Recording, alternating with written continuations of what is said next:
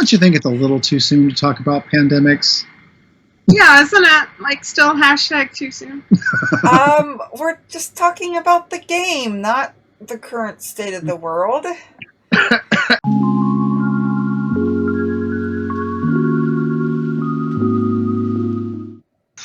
Aloha, everyone, and welcome to another LDG Ranks. We are LDG, and I am Brooks. I am Kitty. It's always the hardest part. I am Lizzy, and it's actually going to be Lizzy Ranks because these two people, they don't have all of this, nor have they played all of these. Listen. We've got the important ones, and we'll probably give you crap about where they're at on your rank. And there's like 80, so I don't want to hear it. There's 16. Okay, well, we're not talking about Nitwit, even though it says from the maker of Pandemic on the box. That's about 14 too many, so... Wow. Okay, so we are going to kick it off. So this is ranking them as... what? Favorites? Yes, as how I like them. If I could play them right here, right now, this is the one. Number 1 is the one that I want to play first. And number 16, don't even ask me to play that one. Okay, and we're here for essentially Director's Cut commentary track, where we give you grief and make you explain and rationalize your decision. Yes, right. which if you also have not seen it, go ahead and check out Rahdo's video. He and I had a nice, interesting conversation about Pandemic, the mechanisms, which is unique, as well as ranking some of them. Way to name drop. I know, right? It was an awesome conversation, and we had fun, and I am the Pandemic queen. Okay? It's not like rubbing elbows with the big leagues or anything. But, and I'm just jealous that you got to see and hear... What is that? It's my crown! What is that? Oh my god. Why do you have... crown. Because I am the queen of Pandemic, according to Rahdo. Okay. Are there like... we can take that off. Check out our merch store for your very own Pandemic crown. Coming soon. Coming not soon. Okay, so... So my number 16, personally, I do not believe that this should have the name Pandemic on it. Okay, it is not Pandemic. It's set in the Pandemic universe. Does not feel like Pandemic. No, that's not even advertised as set in the world. It's just from the maker of. But it's rapid response. Oh, wrong way. Thank you for watching. You finished that fast. That's what we think about the pandemics. But yeah, just rapid response. It's a real-time game, which is not a mechanic that I generally enjoy. It's just it doesn't feel like Pandemic at all. I have a question. Why does everyone on the box look like they're trying to figure out who in the office farted? They really are. I blame the one in front. Yeah, I say it's the guy. Because I mean, the little old lady back there with the paper, she's clearly looking at him in disgust. Well, he's going, it wasn't me. He's pointing emphatically, like trying to blame other people. It was definitely him. No, the woman in front with the bun looks kind of like overly acting, like, oh, what's that? What's that? Like so much. I think it's okay, but anyway, the game itself. Yeah, it's just a real-time game. You're an airplane going around, dropping supplies in different areas. You have to do it really fast. You roll your dice. It's also a dice rolling. You literally are an airplane. Well, you're people inside the airplane, and you're moving the airplane around to drop supplies as needed. I was excited when I got to be the airplane. Me too. But... I was like, it's not boarding. No, you're workers inside the airplane. Oh. Yeah. Gotcha. Okay. It's awful. Don't waste your money. Okay. But yeah, but my next one... Wait. I need to know why. Why is it awful? Yeah, I mean... It's a real-time game, which is that, and then it's just, it doesn't feel like Pandemic. Like, it should be, it's more in line with like a Fuse game, if you know that type. And it's just, I just don't like real-time games. And most people that like Pandemic have said that it's an awful game, so I'm in the majority here, okay? We're just being devil's advocate. Yeah! Uh-huh. Why don't you go buy it and play it? Are you sure you didn't put these all willy-nilly? Yeah, we have to ask the hard questions. Yeah, they're in the perfect order. A hard-hit questions. Yes. Okay. And my next one is not Plague Inc., but you are the virus. It is Pandemic Contagion, which is good. It's just, it is another one that is, it doesn't feel like Pandemic at all to me. Is that the nice one? No, this is, do you really? The non-dice. Yeah, it's a non-dice one. It's, you're just, you try to spread the disease to different continents, and I'm having trouble remembering it at this point in time, but it's better than people have given it credit for, but it's still not Pandemic at all. So say you have it at 15 though. Yeah, because when I think of Pandemic Contagion doesn't even cross my mind. So you are the virus and you're trying to kill everyone. Yes. Do I have it? Cool. That's awful. So it's reverse Pandemic. Exactly. And not something that should have the Pandemic name on it. Okay, but what makes this more Pandemic than Rapid Response? It's more enjoyable, which is why it's higher. It's not more Pandemic. Gotcha. Why does it not fit into the Pandemic universe for you? Because you're the virus, not fighting the virus, dang it. Okay, got it. So you feel like the core heart of the Pandemic series is everyone working together to save the world. Saving the world. Exactly. Got you. Okay. Not killing everyone. Yes. It does seem like a really bizarre entry. It but- does. Yeah, like it was kind of like, it feels like kind of a money grab, essentially. Pandemic was doing well, so let's put out Contagion and put the Pandemic name on top. It doesn't belong in the world. So my next pick, my number 14, is an expansion. And actually, when having a conversation with Rahdo, we actually had an interesting revelation that the reason why I don't like this expansion is it puts the base game of Pandemic too far away from base Pandemic. So is this the... Wait, let me guess. The animal one. No. That ranks higher. For a different reason. Not because of the animal one. But wait, let me guess. The one with malaria. Valeria? Valeria. What are you talking about, Kitty? Pandemic 1888. Oh, no, this is an expansion. So it's in the lab. It's the in the lab mechanism. Somebody's sick of our guessing. Yes, I am. We're just moving straight ahead. Going on. Peanut gallery. Shut up. You like that you can face this now, don't you? I do. Are you gonna awkwardly turn and wave at Liz? Turn and wave at Liz. Really? Well, that's the wrong way. What the heck? Anyway, so if it would have been like a standalone game, I feel like I would have enjoyed it more. It's kind of like a psychological thing that because it's an expansion, I feel like it's too varied. But if it was a standalone game, I would have been okay with it. It's just in the lab is you move the viruses, cubes along, and they multiply, and you study them, which is it's a cool thing. I've played it; it's fun. It's just not my favorite. I do have to say the cover is beautiful, and that gentleman on the left is very attractive. You want an appointment? He looks very intelligent. I know where I'm getting my Your jab. my jabby jab. You know what I mean? I'm assuming you're talking about your vaccine. Duh. Okay. Definitely no other jabby jab. Okay, carry on. Okay, so my next one is another expansion, but not to the base game. It's actually an expansion to The Cure, experimental meds. It adds a little bit more variety, a little bit more people. I'm just going to go ahead and spoil my next number. It's The Cure. I like it all right. So wait, 13 is just an expansion to that? Yes. So my 13 is the expansion to the spin-off, Pandemic The Cure. Which it's a dice throwing game, and you're trying to still you go around the discs and you try to cure the disease still.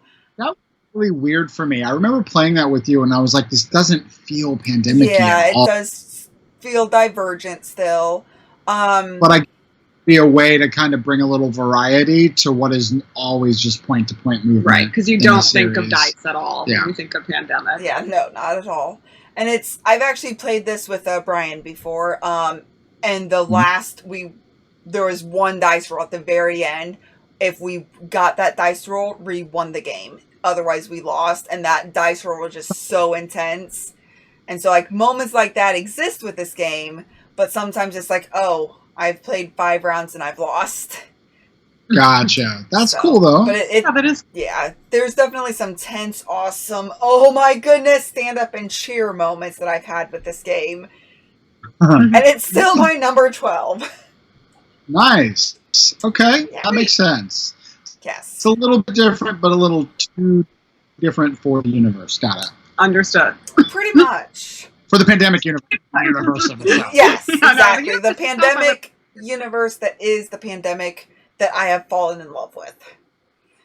Gotcha. Not the current one. Okay, anyway, so we're going to talk about Hot Zone North America next. Okay. This one I really like. It's a little quick infusion of pandemic. However, it leaves me wanting more. Every time I play it, I want to play base pandemic.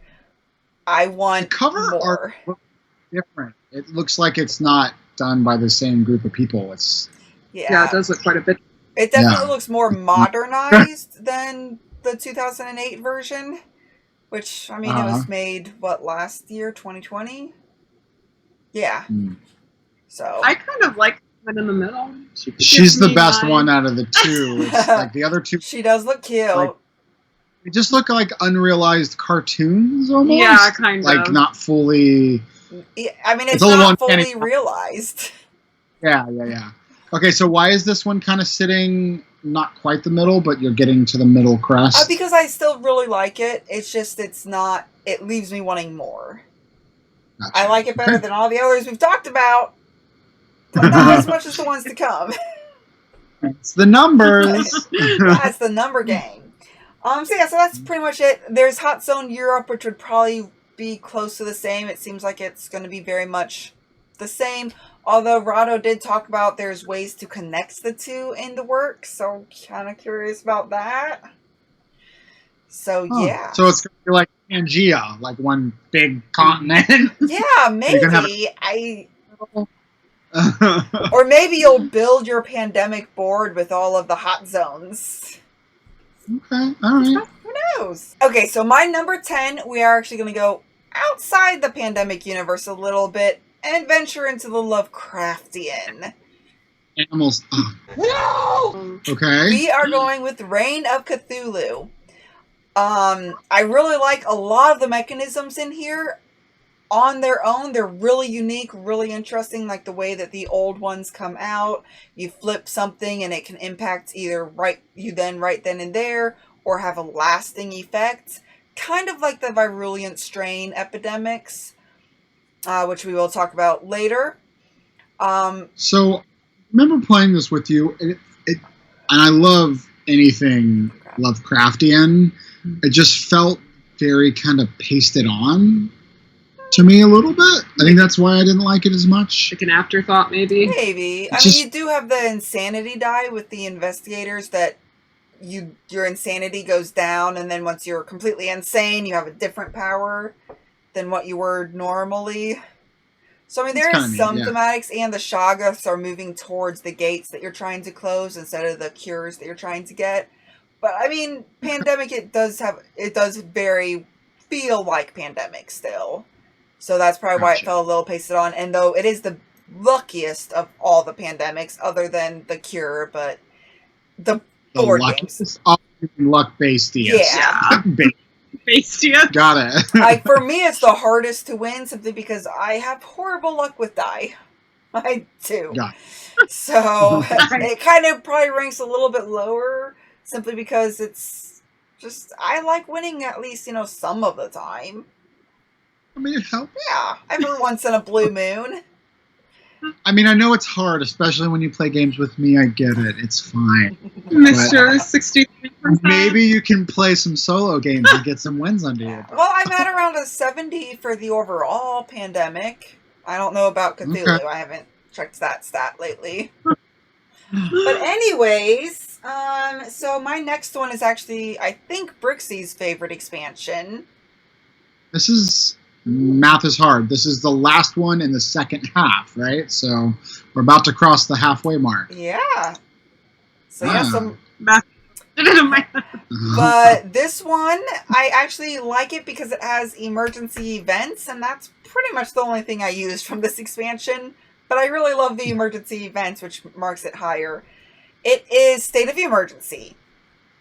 Okay. I do not like the hinterlands because it's, you know, you have the sideboards that you can jump in and out of, and you roll a die, and, you know, it can explode, and then it'll explode out into multiple different areas, and you have a huge issue on your hands.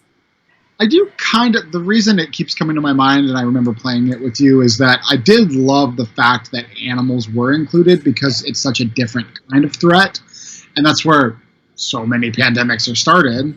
So I just think it's so cool that they had that as a mechanic at least. Yeah, I liked the thematicness of it. I just really... it's from the science a little bit, yeah. Yeah, that part's really cool. Yeah, but and then the emergency events are just absolutely phenomenal. They're bad events that come out that they don't help you. Like you can no longer do direct flights to places. There can be, you know, a patient zero, which is the absolute worst one. Where are they static? Do they stay, or are they just for that round? Some of them are just an instantaneous, and then some of them stay out until the next event is pulled. Yeah. So some, like the patient zero one, at the end of every round, you have to place a disease cube in that city. After every turn, I mean. Yeah, I was afraid they would like stack on top of each other, and that would just be a nightmare. That would be atrocious. I would lose every game with them, probably. Away and just see how long we can last. That's like the hard part. Yeah, we could play the Brixie variant. Yeah, I like that. Yeah. Permadeath. Yeah, we will not. You can do that. Can you imagine? I know you're not a big video gamer, but permadeath is if you die, you have to start all the way over from the beginning. Even if you're like right near the end. So like you die, you don't come back to life and you can't try again. So that version is if you lose at a game, if we're doing permadeath on a board game, you never get to play it again. That's awful. Oh, you just don't want to get pandemic to the table again. I see your trick. I'm going to get really good at Hiroshima Hex. I'm going to beat you, and then I never have to hear about it again. No. That hurts. That hurts so much. Okay, so that's number 9. Yes, so we are going to be into the top half of our list. Well, my list. Really quick, I do like how shocked the monkey on the cover is. He's just... He is not cool with being grouped with these other, like, lame animals. Aw, but they're cute animals. They're farm animals other than the monkey. He is just not feeling it. Yeah, he's like... Why do I... This is weird. Like, bitches, like... Thanks. Okay, next. Is, okay, so we are on to number 8. So this is the last of the expansions for base pandemic. It is actually the only expansion that Brixie still hasn't gotten for some reason. I feel personally attacked. Yeah. It has my favorite mechanism, the virulent strain epidemics. Okay. It is on the brink, and it actually probably has what will be Kitty's favorite mechanism. I know I was going to say, this is the one with, like, the traitor. Yeah, it has the bioterrorist, which is my second to least favorite. Team play is my least favorite, which that's not in this expansion. But, like, the bioterrorist, you go around and you try to put the purple disease out and try to ruin the world. Seems very anti-pandemic to me. I was going to say, I can see where you don't like it. Yeah, and it's a hidden movement game, which I love hidden movement games. It's a very convoluted one. Like, you have to specify how you're moving and whatnot. It's just no. I kind of get the feeling occasionally that they take stuff that works really well in other games and try to infuse it into their franchise just to make a buck. Whether it's a theme or a mechanic. Yeah. Yeah, I mean, sometimes it feels like there's some money grabs, as we've talked about on those first two picks.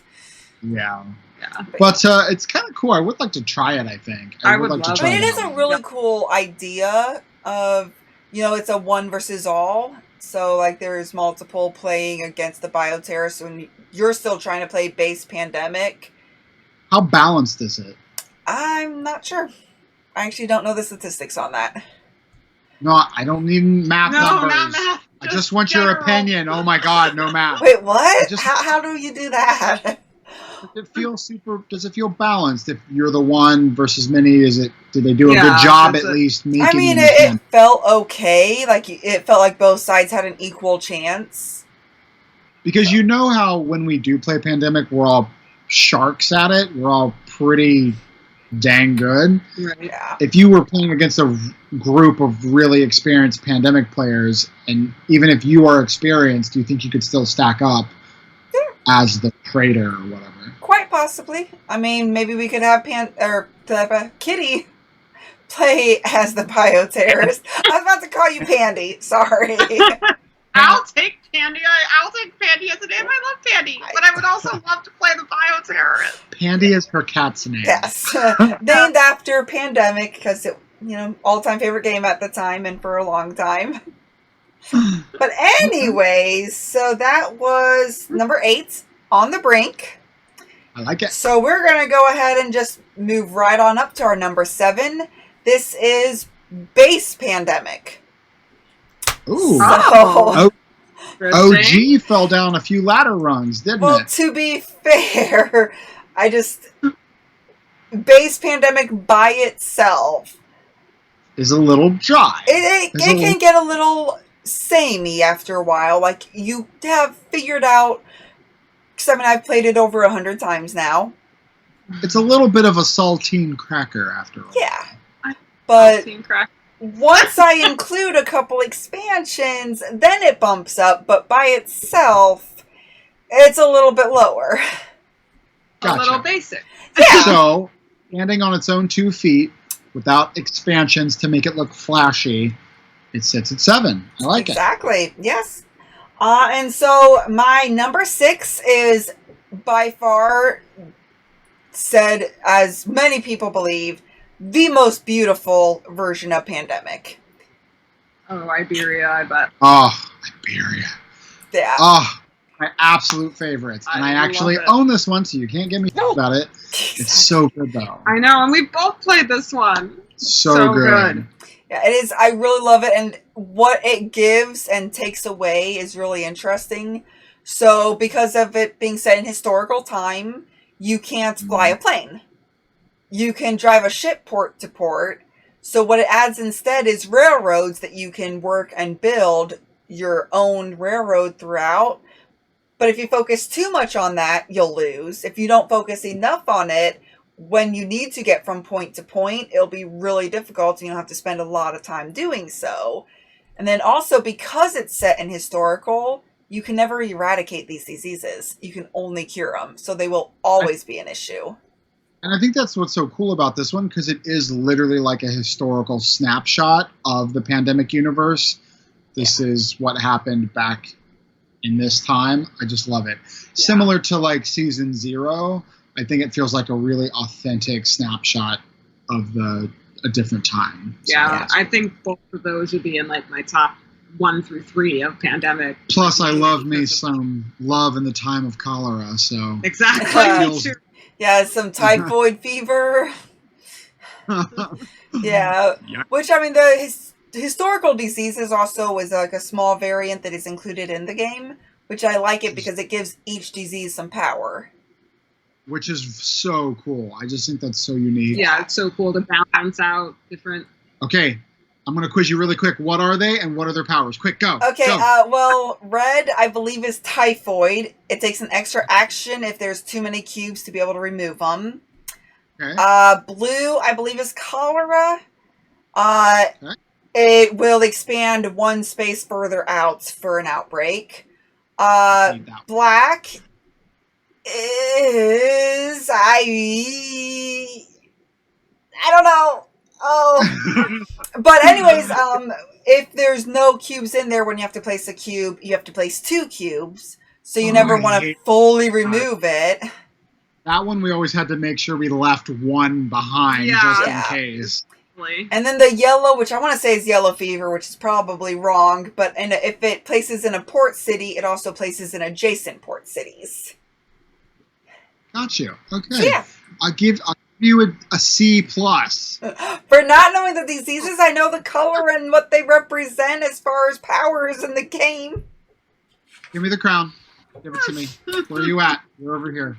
Give it to me. Pass it. Okay. But I also like it includes also another mini expansion with the moving of the patients, which we did a major flub up when we first played it. We moved every patient every turn. We made it so hard on ourselves. We made it so hard on ourselves. We deserve the Gloomhaven rule. Right. It's only the nearest patient moves one stays closer to the hospital. We were so frustrated. We were like, these freaking patients, why are they moving? We can never win this. This is so hard. And it's like the railroads, they'll ride on the railroads. It's like, oh my goodness, why are we building railroads? Stop running away. We were like, no. Oh, it made it so hard. And I don't know if we ever won a game with that rule mess up. Remember we got close really and we were one turn from winning. Remember that epic? We were like, oh my God, we're finally going to win. But we didn't. Yeah, I remember it was epic. And then I finally read the rule book again and be like, oh, we messed up a rule, guys. I never do that. Never. Never, ever. Okay, well, that was a solid 6. Yeah, it's a really good one. Love it. For a while, it was my number 1 of all time.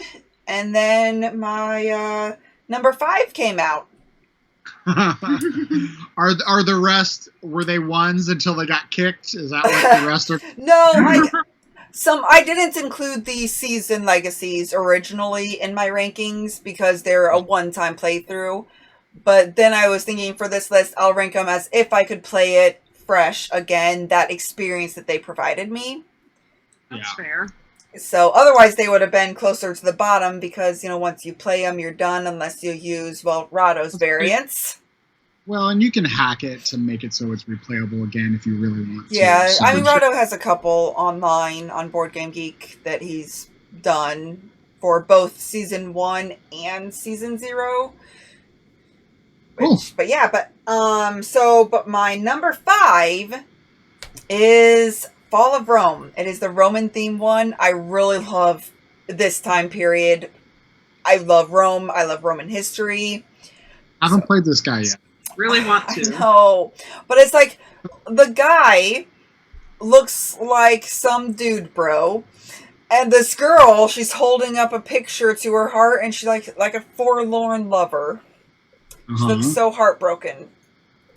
Okay. And she's just that guy's gonna go off to the military and she's gonna miss him. But anyway, so you have legions. It's just, that's what the cover always reminds me of. But, so you have legions that you go out, they have to fight the barbarians, which the diseases are barbarians. And it provides an alternate win condition with this. You could either win by allying yourself, which is curing, all the barbarian tribes, or you could completely eliminate them from the board. Yikes. So most of the games I play, it's a combination of those two. Like I'll ally myself with 3 and then I'll eliminate 2 of them, which there's actually 5 of them in this one. Okay, so devil's advocate. Why does this feel like it's part of the pandemic universe when it has nothing to do with diseases? Because I love it, and so I warrant it because I love it. That works. And it also does provide a really awesome solo variant, which I have carried into base pandemic, although it makes Base Pandemic a little bit too easy, but it's really awesome in here. You're a general controlling your troops, and you have 3 different people that you're playing as with one hand. That's neat. And then you have a sideboard that you can get cards in and out of. So it's a really cool way to not have, okay, this person has this hand, this person has this hand, and have to keep all of that straight when you're playing solo. So I thought it was really cool. So, I mean, that too. And then also, you know, I've done my own army variant. I have given them powers. So, because in the game, it does kind of get a little bit stale after a lot of plays. So you kind of sit with, what's the other one that we just quizzed you on? Iberia? The one where the disease, yeah, Iberia. They get the different powers. Yeah, so kind of like that. Which kind of, that's what kind of gave me the idea for this, was Z had talked about it in his review that there is no variant when we just got one with Iberia. Why is it not in here? And I'm like, yeah, true. And then after I played it a few times, I realized that I wanted a little bit more. So I actually did a lot of research and tried to make them all be thematic. And so then I wrote down their powers, and then I lost my research paper. The paper that I wrote my research on, not that I actually wrote a research paper. To clarify. But yeah, so I can't explain why they are the way they are unless I research it all again, which, let's face it, I probably won't do. Okay, Yes. number 4. So this is very much like Base Pandemic. It is Legacy Season 1. So starts off as Base Pandemic, and then it adds in expansions throughout. And that is probably a spoiler. Sorry.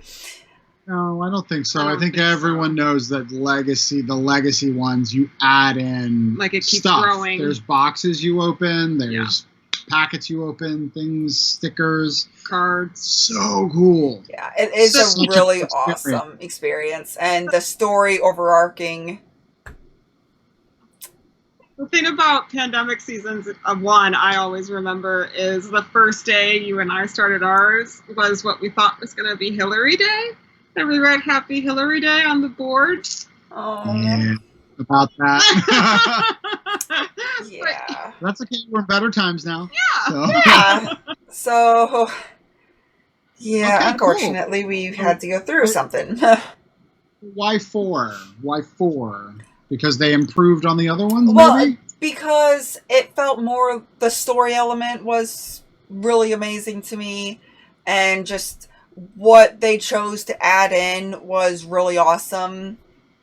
Gotcha. And just one of the diseases that you find out in, I think, January, that you have to do something green with. Love that. Very vague, but okay. Oh, Yeah. I'm trying not to give spoilers, but people who have played the game will know what I'm talking about. So, but I mean, I really love that, and I like the story throughout is just really immersive, really awesome, and I would love to play it again without knowing what's coming. Cool. I think oh, go ahead. No. I think Season 1 of Pandemic was all of our very first, like, legacy or campaign game experience. Yeah, it was my first legacy game I'd ever played. For sure. So cool. I remember being so nervous about putting a sticker on the board that I had talked about getting like a plastic wrap to put on the board. That became the best part. Yeah. Enjoy the legacy for what it is. Don't worry about it being destroyable. Enjoy it. Which, speaking I'm of... excited. We're at the top 3. Yes! And if anyone's been doing the math, there are 2 seasons in here. No one's doing math. Well, I am. So we're going to go ahead and go to this next one, which, spoiler alert, we've only played the prologue. Granted, I have played the prologue a few times without them. Not that they've had to, I love you guys. I don't know why. It's not like we have other games that we've played, so yeah, we have nothing else to do. Yeah, it's just I really want to play it, and based on the prologue and I've actually watched Rahdo's 1963 variant that has a few spoilers, and based on that video, what I know is coming, I'm really excited about, and this is where I do believe that it will fall. So this is probably the one that is most movable, simply because we haven't experienced it. Get there, the anticipation's killing me. Oh, sorry, this is season 0. Oh. So I mean, I really like the idea with the passports and just all of that entails, and you have teams that you have to build that can help you out. This is all you learn in the prologue, so nothing I learned in Rahdo's video or in conversations with Rahdo or anything like that. I feel like this one's going to be my number 1. Yeah, I feel like you'll really like it. There's a reason why season 2 is above it, obviously, but we will get to that in a moment. But first, I want to talk about Dutch land. Deutschland. Yes, and how hard it is to pronounce all the words to the point that we had to put stickers with 1 through 6 for every area, because playing remotely, you have to say the areas all the time. My favorite part is saying the names, so... I mean, I tried. I really tried, but some people were cringing. You couldn't bear to see me, like, every time you did it, so you just numbered them. Yeah, and actually Brixie came up with the idea of numbering them to save himself. Because he could not handle it, because Kitty and I were playing it, and he's like, no, you guys are numbering it, I'm not listening to this. So yeah, but I really love it. It's probably the most strategic of all of the playable games, like where you place your dikes, when you place them, how you pull them off is just so impactful on the game. It's one of my absolute favorites too. That's one of the ones that I do have. I do want to get Fall of Rome, so I have that kind of set of 3 really different ones. Right. It just was so deeply strategic, and I remember we had so much fun playing it. Yeah. It still felt, again, I know I gave you crap for Fall of Rome, but this is the same thing. It still feels so pandemic-y because it's that urgency to save the world or save the region that you're in. So cool. And it feels a little bit like Pandemic in reverse, because you're putting the dikes out to try to prevent the water flowing, which is just really unique. And I just love the game so much. Which is like a social thing we do anyway when we play, because we're always talking about, okay, I have a really strong feeling that's going to break out really soon, and that's going to break out. We do that anyway when we play Pandemic. So it was so cool to have that be the mechanic itself. Yeah, exactly. And then having 3 of each of the regions in there really made it so that if you have a trouble spot, it is a major trouble spot. You got to take care of it. You can't just go in there and take care of it once in a while. You have to be taking care of it every turn pretty much. Yeah. No way around it. Yeah. Absolutely. So I love it for that, and it's just, oh yes, please, more. Such a strong entry. I love it. Thank you. And then it does have another just alternate win conditions, because there's the 4 hydraulic structures in the base that you build. And what's really cool about them, like base Pandemic, you cure the disease. It helps you treat the disease futurely, and you can possibly eradicate it. Futurely. That's a word, right? But here the hydraulic structures actually does a specific power, it's the purple one that blocks the water from coming in, not the yellow one. Colors are hard. They are. But they have like special powers, like the green one. When you do it, it matters when you do it, because the green, you are pulling water up off the areas. If there's not enough water to pull up to be able to make building it, useful, you might want to put it off, but you have the cards for it now, so it's a give and take there as well. Exactly. And then the alternate win conditions come in, because instead of building those hydraulic structures for every color, there's actually a card that can say either build that or do this other thing, which is really cool, really nice. Love it. Such a deeply thematic one, too. Oh, yeah. Yeah.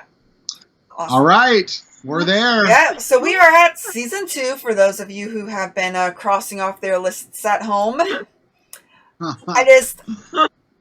Exploration is one of my favorite things in a game, and this has it, and then some.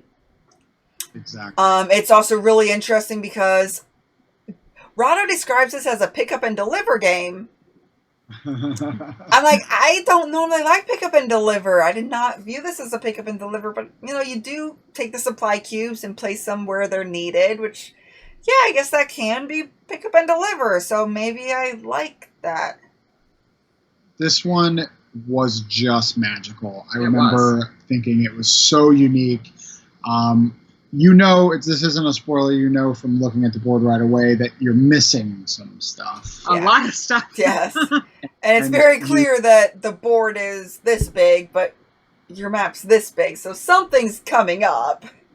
It's just was so exciting. Every time we got so stoked every time we discovered a new section or opened up a region or discovered a new surprise, whatever that was. Yeah. So like we were legit out there discovering it for real, so immersive. And then how you built the paths was amazing. Post-apocalyptic, right? Yeah, which is another favorite theme of mine. So, the pandemics has already happened. This is years in the future. You are havens and ocean spots that are trying to reach out to the world and figure out what's going on, essentially. Loved it. And you reset up the broadcast system, and it just felt Mad Max had a baby with pandemic. It was just so cool. Loved it. Yeah. The art was incredible too. Such a solid list, Lizzy. Well, thank you. We're in the audience of the Queen. Pageant. Yes, let me Yes, put your yeah, that's your royal garment. Yes, bow to me now. I want you to wear that in public, please. Okay? Right, because now would be the time to wear pandemic on my forehead out. Right. Talk about tone deaf. Yeesh. Yeah. Amazing game. Amazing series. Matt Leacock did amazing work with this. He does have a climate change game coming out that I really am interested in. So maybe we can talk to him about that. Maybe. Matt, you up for it? Not that you'll be watching this, but you never know. Okay, well, thank you so much, Liz. You kind of have gotten us to really want to play some of the ones we haven't yet. So yeah, for sure. So we can start now. I mean, I'll gladly pull out that bioterrorist. I mean, I will play that if you'll play Pandemic with me right now. They're all within reach. I love how you can just be like, yeah. Which one do we want to play? And we gotta start 0. You guys finally got season 0, so we can actually start that now. I know. Oh, I'm so excited. I can't wait to get in that. Well, thank you, everyone. Thank you, everyone, for sticking through this with us. The good kind of pandemic, that is, and hearing Liz's rank.